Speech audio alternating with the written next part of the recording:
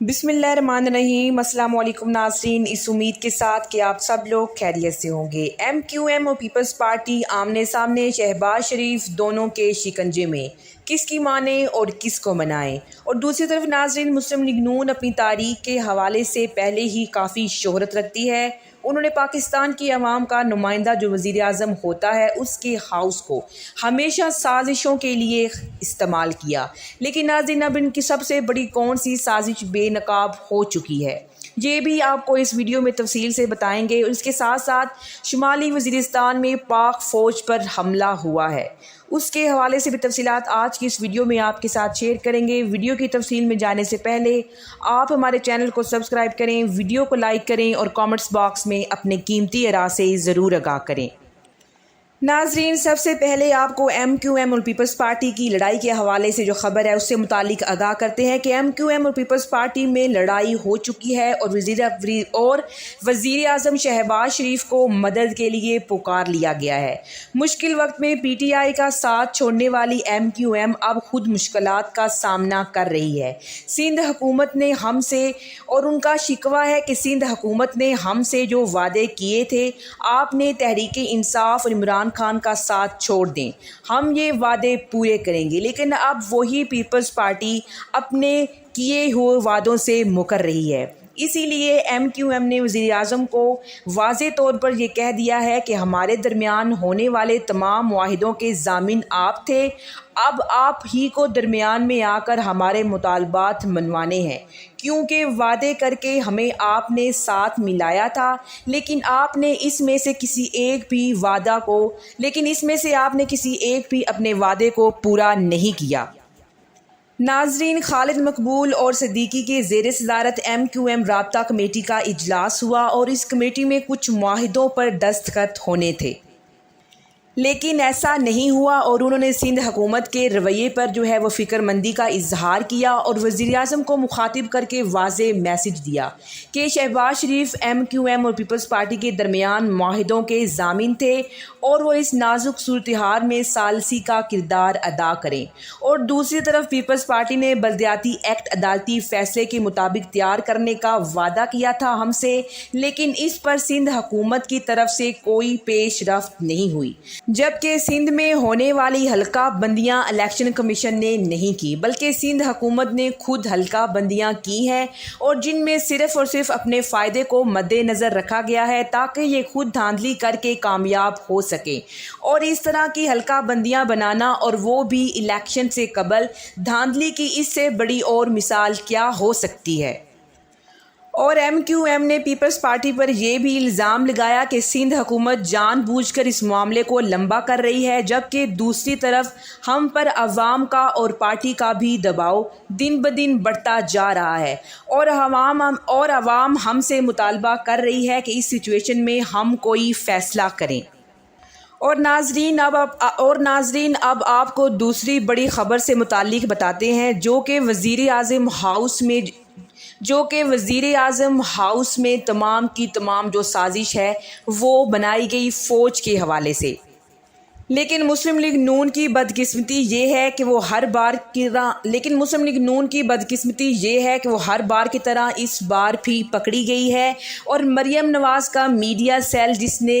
میں بہت زیادہ اہم کردار ادا کیا ہے اس کے حوالے سے بھی راز وہ فاش ہو چکا ہے۔ اور ناظرین، جیسا کہ آپ لوگ جانتے ہیں کہ مسلم لیگ نون نے وزیر اعظم ہاؤس کو ہمیشہ سازشوں کے لیے اور اداروں کے خلاف بڑی پلاننگ کے لیے استعمال کیا ہے، لیکن ان کی بدقسمتی یہ ہے کہ ہر بار پکڑے گئے ہیں۔ اب بھلا کس طرح؟ کبھی مریم نواز کا میڈیا سیل بنایا جاتا ہے اور پھر ڈرون لنک تشکیل دی جاتی ہے، اور جب ان تمام پر فوج کی جانب سے رد عمل آتا ہے تو واحد یہ جماعت جنہوں نے فوج کو نوٹیفیکیشن بھیجا، اور جب اس نوٹیفیکیشن پر فوج کی طرف سے شدید رد عمل آیا اور آئی ایس پی آر نے اس نوٹیفیکیشن کو ریجیکٹ کر دیا، اور یہ اعزاز آصف غفور جب D G I S P R تھے ان کو حاصل ہے، جن کے آنے پر مسلم لیگ نون کو بہت تکلیف ہے۔ اور ان کا میڈیا سیل بہت سی خبریں ان کے حوالے سے پھیلانے کی کوشش کر رہا ہے، لیکن ایک مرتبہ پھر یہ پورا ٹولہ وزیر اعظم ہاؤس کو اپنے قبضے میں کیے بیٹھا ہے، اور اب کی بار اس ہاؤس کو فوج کے خلاف استعمال کیا گیا ہے، لیکن پھر اس بار یہ سارے کے سارے پکڑے گئے ہیں۔ ناظرین، جیسا کہ آپ لوگ جانتے ہیں کہ پچھلے دنوں پاکستانی فوج کے ہیلی کاپٹر کو جو حادثہ پیش آیا اور جنرل فراز اپنے ساتھیوں سمیت اس میں شہید ہو گئے،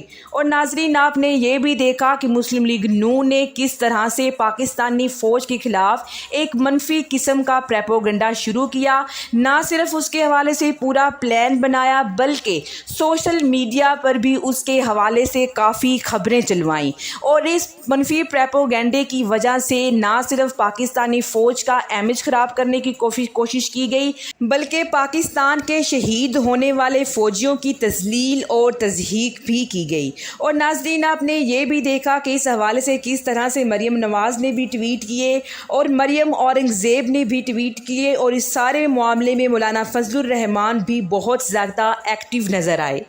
لیکن ناظرین ان کی سازش بے نقاب ہو چکی ہے جو کہ وزیر اعظم ہاؤس سے آپریٹ کی گئی تھی، کیونکہ ناظرین مختلف ذرائع سے یہ خبر سامنے آئی ہے کہ صدر پاکستان جانا چاہتے تھے، اور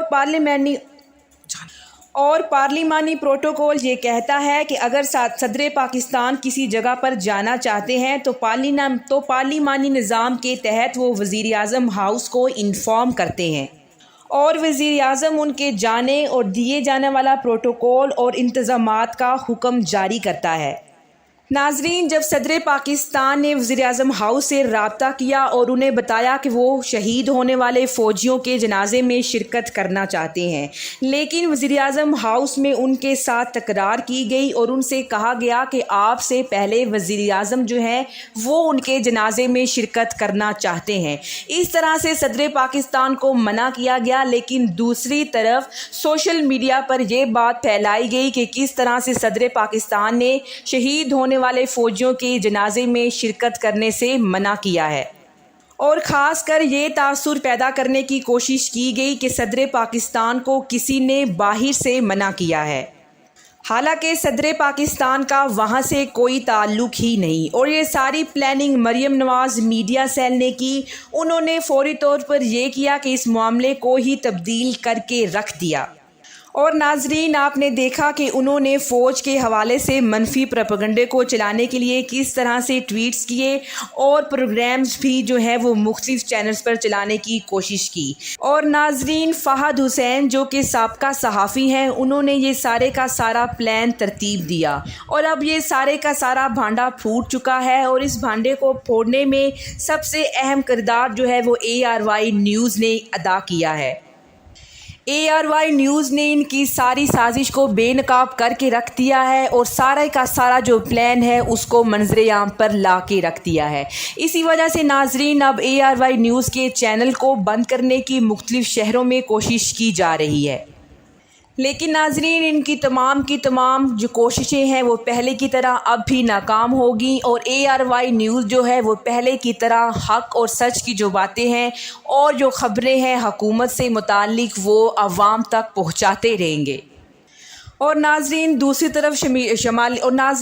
طرف شمالی وزیرستان میں ایک نہایت افسوسناک واقعہ پیش آیا۔ پاک فوج کے قافلے پر حملہ کیا گیا، اور اس حملے میں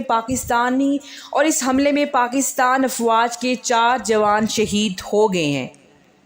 اور ناظرین دوسری طرف عمران خان PTI نے 13 اگست کے جلسے کا مقام تبدیل کر دیا ہے، اور اب اسلام آباد پریڈ گراؤنڈ کے بجائے لاہور ہاکی اسٹیڈیم میں جلسہ کیا جائے گا۔ عمران خان کے زیر صدارت ہونے والے کمیٹی کے اجلاس میں یہ اہم فیصلہ کیا گیا، کیونکہ ناظرین تحریک انصاف کسی قسم کے تصادم کے موڈ میں نہیں ہے، اس لیے عمران خان نے جذبات کے ساتھ نہیں عقل سے ہے اسی لیے تحریک انصاف جو ہے وہ جذبات کے ساتھ نہیں بلکہ عقل سے چلتی ہوئی نظر آ رہی ہے، کیونکہ انہوں نے 25 مئی کے جو انہوں نے واقعات تھے انہوں نے دیکھے ہوئے ہیں، اور اس کے نتائج تھے وہ ان کو اپنے حق میں بہتر نظر نہیں آئے،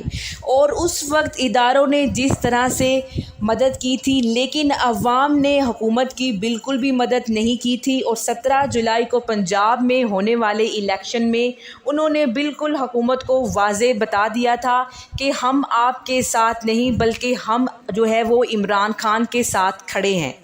لیکن ناظرین، حکومت کی طرف سے پورا پلان بنایا گیا ہے۔ اس پلان کے ذریعے مذہبی جماعت کو باقاعدہ طور پر آمادہ کر لیا گیا ہے اور ان کو دعوت دے دی گئی ہے، اور جب تحریک انصاف اپنی پاور شو کرنے جا رہا تھا اور انہوں نے اس کا واضح اعلان بھی کر دیا تھا، کیونکہ انہوں نے اس اپنے پاور شو میں بہت سے بڑے فیصلے کرنے تھے، الیکشن کے حوالے سے، انتخابات کے حوالے سے، اور اسی لیے تحریک انصاف نے 13 اگست کی تاریخ کا انتخاب کیا تھا۔ لیکن دوسری طرف مسلم لیگ نون اور ان کی اتحادی پارٹیوں کی پوری کوشش ہے کہ کسی نہ کسی طرح سے ان کے جو جلسہ ہے، جو پاور شو وہ کرنے جا رہے ہیں، اس میں رنگ میں بھنگ ڈالا جائے۔ لیکن اس تمام صورتحال میں عمران خان نے نہایت عقل مندی کا ثبوت دیا، اور جلسہ جو ہے وہ اسلام آباد میں کرنے کے بجائے اب وہ لاہور میں جلسہ کرنے جا رہے ہیں، کیونکہ عمران خان کا جو میسیج ہے، جو وہ اپنی عوام کو اور پوری دنیا کو وہ میسیج دینا چاہتے ہیں، وہ اب لاہور میں مینار پاکستان سے وہ پوری دنیا میں اور پاکستان کی عوام میں اپنا میسیج کنوے کریں گے۔ اب دیکھنا یہ ہے کہ آنے والے حالات میں اور کیا کچھ ہوتا ہے۔ اسی کے ساتھ مجھے اجازت دیجیے، ملتے ہیں ایک اور نئی ویڈیو کے ساتھ۔ اللہ نگہبان۔